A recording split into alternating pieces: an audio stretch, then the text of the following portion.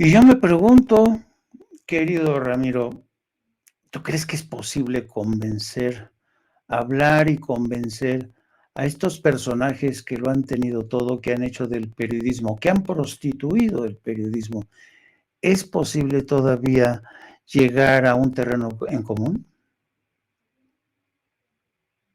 A ver, esta es parte muy interesante de lo que planteas, porque obviamente la estrategia de los medios hegemónicos es el control del discurso, al final de cuentas. Hay una circunstancia inédita en esto que sucede en México, que es que ya no son los dueños del discurso. Los dueños del discurso, el discurso se fue a la mañanera. Entonces, obviamente, por eso decían ellos que querían que la mañanera se fuese, que se terminase, porque pues, no tienen el control. Cuando no tienes el control del discurso, porque al final de cuentas también de eso se trata el poder, se trata de saber quién es el que controla la narrativa. Habíamos hablado, por ejemplo, desde la filosofía, lo que significa el sentido común. ¿Y qué significa el sentido común? Significa cuando todas las personas están de acuerdo en algo. Siempre he puesto el ejemplo de los Estados Unidos. Por ejemplo, cuando se habla de socialismo, ya hay un sentido común en Estados Unidos, hay un sentido común creado, o como hablaba Chomsky, ¿no? Como cómo se manufactura el consenso, se explica. Exacto. Cómo se manufactura el consenso. Entonces, obviamente, todos están de acuerdo en algo y dicen, no, obviamente, esto es malo.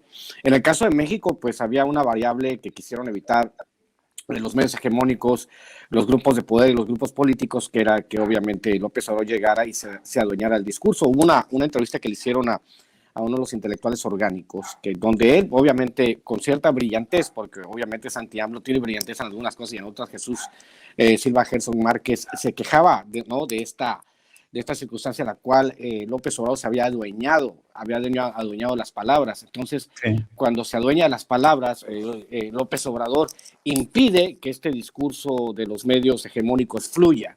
Entonces, la batalla lógica por controlar el discurso se ha dado desde todos los estamentos, pero la oposición obviamente no ha sabido construir un discurso que permee amplias capas de la sociedad, porque no tienen los mínimos índices de aprobación para hacerlo o para voltear esta estrategia del discurso.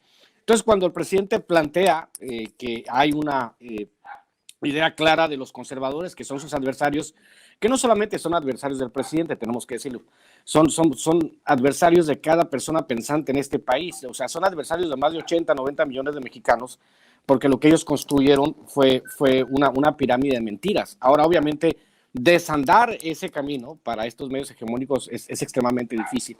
Entonces, vemos desde cierta manera que obviamente yo hablaba de lo que sucedía, por ejemplo, en el caso, digamos, por poner un ejemplo, de lo que sucede en Argentina, de lo que sucede en Chile, en Brasil, de cómo los grupos hegemónicos de comunicación han establecido narrativas que han permitido hasta destituir a Dilma Rousseff, meter a Lula a la cárcel, un atentado contra Cristina, la destitución del presidente del Perú, que elegido por la vía democrática, al cual no se le perdona ser un indígena que llegó al poder, que es algo muy parecido a alguien del pueblo que llega al poder. Entonces, obviamente, todas estas narrativas hegemónicas, sobre todo que son más fuertes en Sudamérica, porque los fachos son mucho más fuertes en Sudamérica, pues quisieran repetir el esquema en México, y de hecho fueron dueños de este esquema durante 80 años. El problema es que en estos 4 años, cuando se les arrebata esta circunstancia del discurso hegemónico, pues obviamente se tiran al piso y obviamente buscan la manera y repiten lo bien que, como bien tú decías hace un momento, ¿no? Esta circunstancia del nado sincronizado, donde todos están de acuerdo y todos se defienden, actúan como un bloque, pero con un bloque con una ínfima posibilidad de regresar al poder, ¿no? Así es. Andas muy filoso hoy, querido Sensei. Muy filoso, ¿no? Fíjate que lo que estabas hablando estaba yo, ya sabes, uno en cuanto empieza a hablar alguien, empiezas a buscar ejemplos, ¿no? Mira, por ejemplo, aquí en la Ciudad de México es muy interesante, y además no son pocas las veces que el presidente pone de ejemplo el tema de esta cacofonía, ¿no? De las estaciones de radio en la Ciudad de México, que dale que te pego, con el mismo discurso. Y yo me he topado con muchos taxistas y algunos Ubers que son literalmente, son un saco de prejuicios, un saco de prejuicios contra el presidente.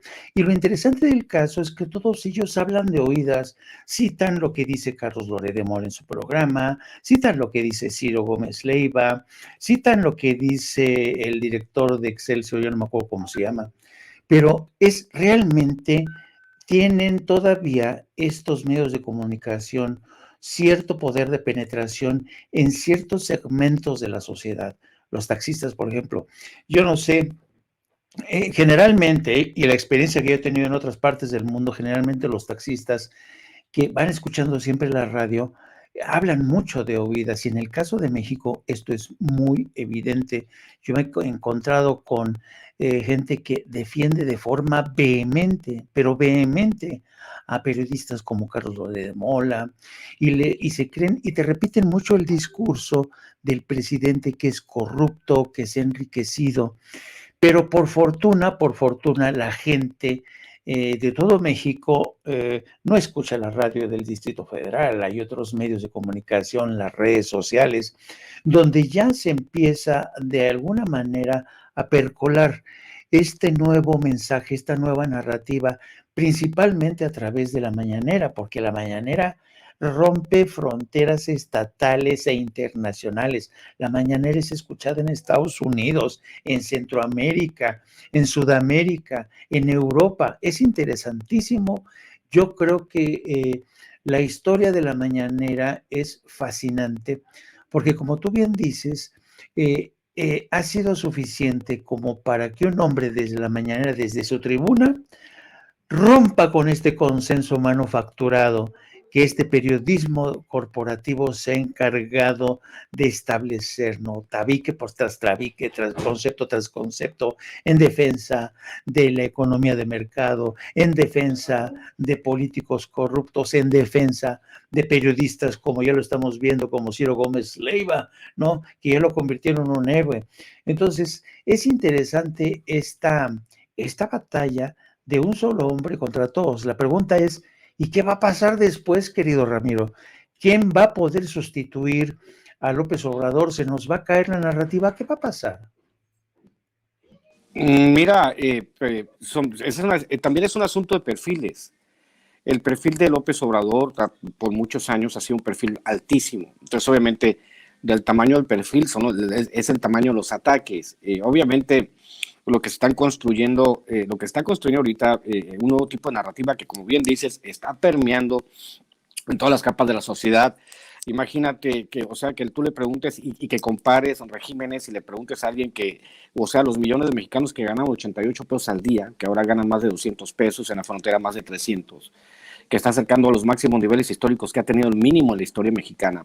Que le preguntes a ellos, a los más de 30 millones de mexicanos que están ya en programas sociales, a los que tienen becas, a los adultos mayores, a las obras de infraestructura que se han hecho sin contratar deuda, preguntarles a todos los mexicanos si estaban mejor antes o si sería pertinente regresar al statu quo donde se perdonaban entre Calderón y Peña Nieto, se perdonaron más de 400,000 millones de pesos a los grandes empresarios, que son los mismos empresarios enojados porque pues ahora sí se les pagan impuestos y ahora sí se está construyendo una verdadera democracia.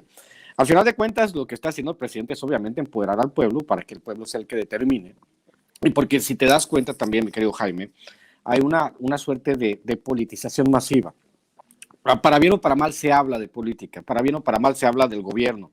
Entonces, cuando se construye una idea de lo que tiene que ser el país, cuando tú permites que haya una idea de país, en este caso, que es lo que está permitiendo el presidente, que se construya una idea de lo que es un país, pues obviamente la gente entiende dónde estamos y hacia dónde vamos. Entonces, este asunto, tú bien lo planteas. Por cierto, saludos al taxista panista que me puso este Uber panista que me puso una calificación terrible en Uber. Nos pusimos a discutir y se me fue la yugular, desgraciado, me bajó a 4 estrellas y feria cuando yo tenía mis 5 estrellitas, desgraciado perro del mal.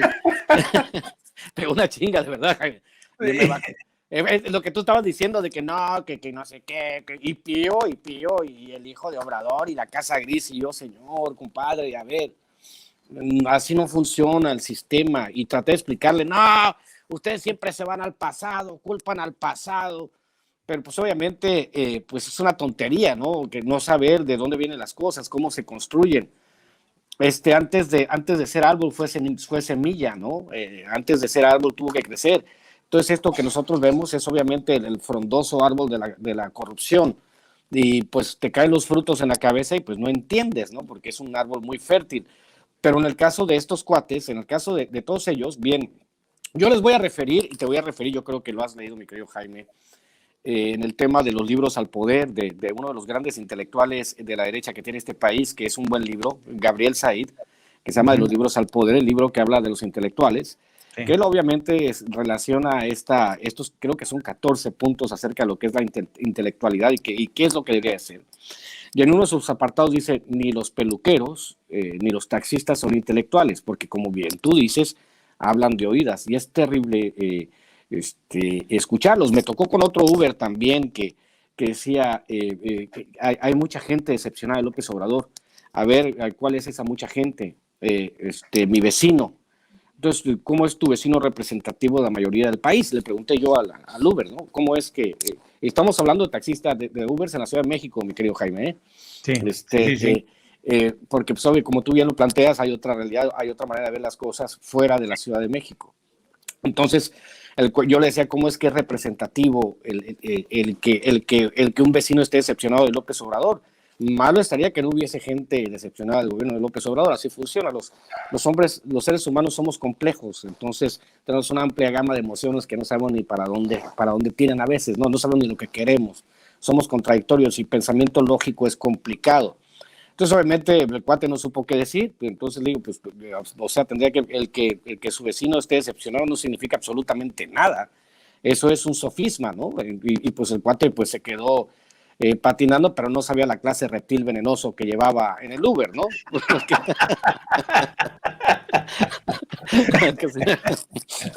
Si lo hubiese sabido, ¿te imaginas? Pero bueno. No. Oye, fíjate que